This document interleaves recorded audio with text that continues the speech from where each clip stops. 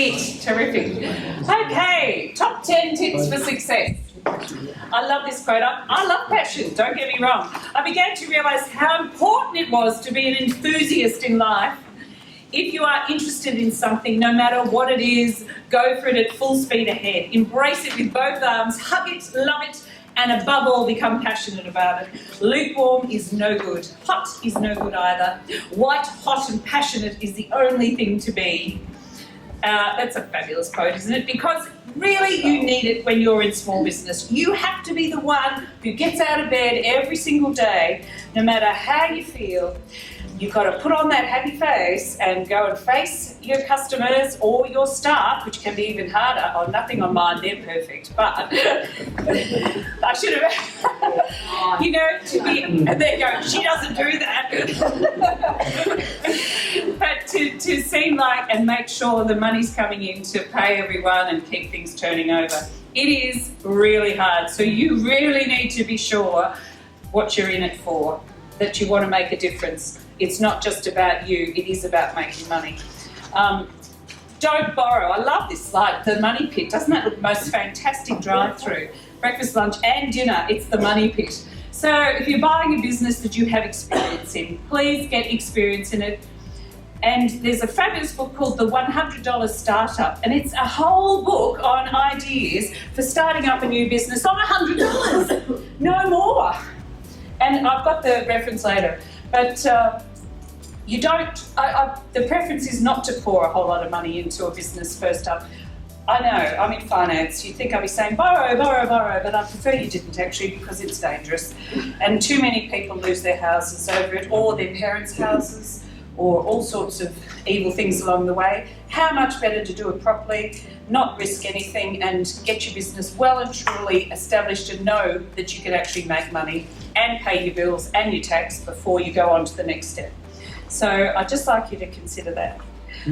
Protect your credit file. On it, it has your full name, gender, date of birth, addresses, licenses and employer info. It's available freely from mycreditfile.com.au, or you can get it by downloading. To get it instantly and with updates, it's $79.95. There are actually 3 credit agencies. That reference that I've given you is from Veda. That I find the most comprehensive. Do you guys think the same? Yeah. I've met the guy who's head of Dun & Bradstreet. He told me he'd be better in 6 months. Because I said, I just find that your credit file just doesn't have as much information on it. And then if I was relying on that, I would be misled because it's cheaper, it appears online. I would get the one from mycreditfile.com.au. You can get it once a year free, or as I said, if you pay the $80, they'll send, tell you each time you get a hit on your file. One of the things, if you're not good with money, is to, I suggest, and I don't usually recommend, and Andrew might, any particular bank, but I do quite like this ME Bank debit card. And if you're no good with money, I know you guys will have debit cards too, but this is just a flavour of the month at the moment, and I'm sure you guys will have another alternative. But what you can do is your wage comes in, you pop it into an offset account sitting next to your loan. Does everyone use an offset account? Most people here? Does everyone understand what it is? An offset account reduces the interest payable on your loan. Okay, so the idea is that you put as much and leave as much money into it and then just pay into your loan at the end of the month when it's due. So we're reducing because interest is calculated daily. So over the course of the month, the most money you can leave in that account is the best. Yeah. And then if you're no good with your money particularly and you have an offset account, then that can be just a trouble for you. So what I suggest then for people is a buck card. You can get a coloured, get a blue one, a green one or a red one. They're all very fun, but it's absolutely free. There are no charges on it at all. And if you use it once a week as a debit card for the next 12 months, you get a free movie ticket every month. So we've been going to Village every month. It's been fun. And there's nothing left to watch. Just let me tell you. Because all those chick flicks are out at the moment, Ben Hur and all that. Well, I'm not going. So anyway, my family gets to go and I used to give them the card. All of them get a card. So this is quite a good card for that sort of thing. Putting your cash aside, just use that. If you're good with your money, and I hope most people in this room are all really good with your money, come on, yes, you are. And so you'll pay your credit cards off in full every month, wouldn't you? Yes, I knew you would be. I knew it. So then you can leave your money in your offset account and then just pay your credit card at the end of the month, okay? Yeah? Okay, now, interest rates. The banks, today CBA sent out a thing saying they're negotiating less on their discounts. And Bank of Melbourne have already done that, didn't they? So they were madly discounting, insanity, and so the standard variable rates are in the 5s, yet we're getting loans, currently in the under 4%. So they're giving you like a 1.5% discount for the life of the loan. That's great. Once you've got it, you're good. But they've actually stopped easing up on that. They're claiming they can't continue with those huge profits that they get if they keep giving these big discounts. However, the trick is you've got to either renegotiate your own loan with the bank you're currently with. Sometimes that works. You ring through, you say, my mortgage broker has decided to refinance me, but I'm not sure I want to go yet. Can you tell me what's the best deal you can offer? And then whatever they offer you, then come and see us and we'll fix whatever that is. And probably do better. However, sometimes they'll put you through to the retention team. Same thing happens with any credit card or any other facility you have at a bank, and they'll put you through to the retention team, and often they will help with reducing your rates. Yeah, is that your experience too, guys? Yeah, then you go see me. Exactly. Or no, I'll help you first. I'll tell you what to say. Exactly. But anyway, so home loans for owner-occupiers, they're down at 3.59, some of them. For investment, it's a bit higher, depending at 4.09, I saw some today. If you've got major borrowings, it's 3.99. Would you guys say that's about right? Yep. That's around LVR. Some fixed, they seem to be offering to suck you in to, you'll get 3.69 for 3 years. If a bank is offering a fixed rate loan, what do you smell? A rat. Yeah. Okay, because where do you think rates are going? Who thinks they're going up? No one. So if you see these great rates that are fixed, actually I rang the Westpac BBM, I said, you've got this deal going, what's the go that? She said, don't touch it, it's awful. She told me. So it looks good from the outside. I said, because I thought I'm missing something. Am I a bit thick here? She said, no, you're absolutely right, don't touch it. So that was there. I just want you to consider, and as I said, now Bank of Melbourne, I'm not giving you a plug because you're here. I actually did that when you weren't here. Hey, what's that? He's thinking maybe he doesn't know what I'm going to say. But Bank of Melbourne are one of the only banks who have this really, really good loan called a portfolio loan, don't you? It's a great loan, I love it. It's a line of credit, and what they will do for you is if you have already a business debt somewhere else, say you've got a business debt at CBA or NAB, they will let you refinance that into a residential portfolio loan. And they're one of the only ones who'll do that. Most of them, if they see a business debt, they'll go, whoa, ka-ching, a new business debt, quick, let's charge you more. Whereas Bank of Melbourne go, no, that's okay, we can split that into a portfolio. As long as it's 80%, pretty well guaranteed, that's a great deal. And it can be run from your business for a portfolio. It's a fabulous setup. Would that be right, guys? You agree? Yeah. I really like this loan. I'm not just, even if they weren't here, I would definitely apply for that. I've got plenty of other. See, ANZ are probably one of the most prolific small business lenders. They will lend on no security, they will lend for all manner of things. Yes, is that your experience? No, my experience with them is they're still middle-aged. Oh, middle-aged. Well, it depends who you really, it's the same with all of them. You've got to get the right lender. Yeah, how do you do that? Yeah, you've got to know someone. It's really tricky. It is one of those things. And you've got to know who to shop with. And I'm like, exactly. But, you're right, it depends who you find. Yeah, it depends on, it is person specific and what line they have to their credit people.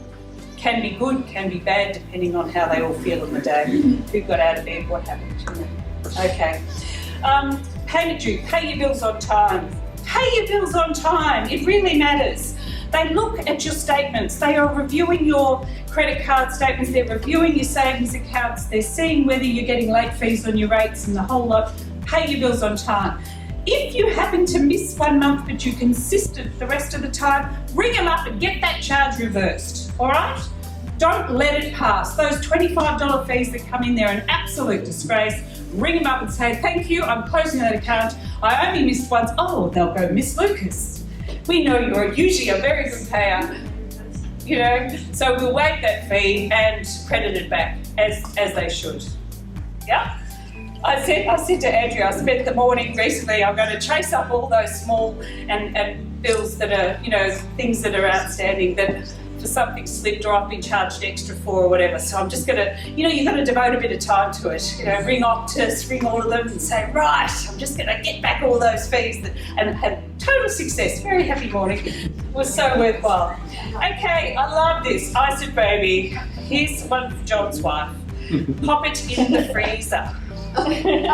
This way you've still got your credit card for that emergency, but you can't use it until you've defrosted it. I actually did this. I actually tried to do this. This is a lot harder than it looks. I actually put my credit card in ice. To get your credit card in ice standing up is a really hard thing to manage. I'm just telling you that. Glue tack in the bottom of the bowl. I wasn't that. I was trying to wait till it melted enough and then steady enough, and then I slid it in when it was just half melted. Like, oh my God, you've got no idea. Yeah, go on. Yeah. And then it's there. Double-sided tape on the bottom, stand it up. Yeah, I could have done. I could have. Thanks, boys. I've just not got that engineering brain. It just doesn't. It just goes. How am I going to make this happen? Table number holder from a restaurant still. Yeah. You're wonderful. There's no doubt about it. You can tell you work in that field. It's engineering based, but actually, it does. It will. You can't get it out in time. Let me tell you, it has to be because you then be scared you'll break the card. So you really do have to wait while it defrosts. So that generally the feeling would have passed. You won't want to go to run down to Dan Murphy's and get that bottle because you've had a really bad day. Just a thought. I don't know how you deal with it. Meditation wasn't working. Whatever. You know. Anyway, it was just a thought. Okay, now this is about creating recurring income. We're just going to show you a short video because this place is so cool. Has everyone heard of the Shaver Shop? Yeah, some of you, yes? We're just going to show you their really cool video. Who orders from I'm Mike, founder of DollarShaveClub.com. What is DollarShaveClub.com? Well, for a few dollars a month, we send high-quality razors right to your door. Each razor has stainless steel blades, an aloe vera lubricating strip, and a pivot head. It's so gentle a toddler could use it. And do you like spending $20 a month on brand name razors? 19 go to Roger Federer. I'm good at tennis. And do you think your razor needs a vibrating handle, a flashlight, a back scratcher, and 10 blades? Your handsome-ass grandfather had 1 blade and polio. Looking good, Papa! Stop paying for shave tech you don't need. And stop forgetting to buy your blades every month. Alejandro and I are going to ship them right to you.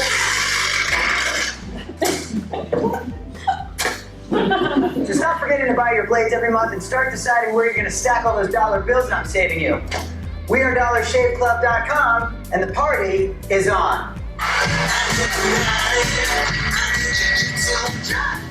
Ah, cool. I just read an article about them, the big shave shops when they first come out. Just thought it was idiotic and it was a joke. Yep. Now they are absolutely inferior. Yep. Totally. Recurring revenue. You have to find a way to get yourself a more even income.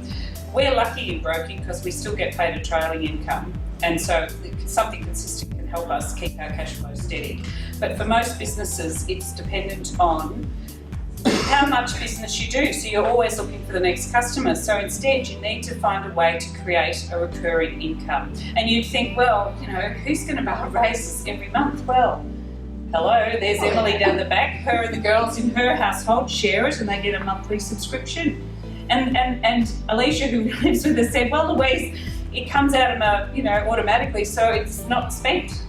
You know, that's how people feel about it. Recurring income. Yeah, it's like your gym memberships that people join and never use. So it's interesting. You think, well, that doesn't apply to my business. There's nothing that I can recur, you know, in my business. Well, here's another example: is the who would have thought raises though sent every month? You know, that's amazing. But there's a pizza shop in New York that has a membership. You pay $20 a month or something like that, but better than that, not only do you pay to just buy pizza from the shop, if you're a member, you get to, only the members can buy these special, more expensive pizzas. So they get to buy the gourmet, more expensive pizzas, but only if you join the membership. Otherwise, you just get the run-of-the-mill pizzas. How interesting is that? So they're selling not only a membership, but a premium product into the membership.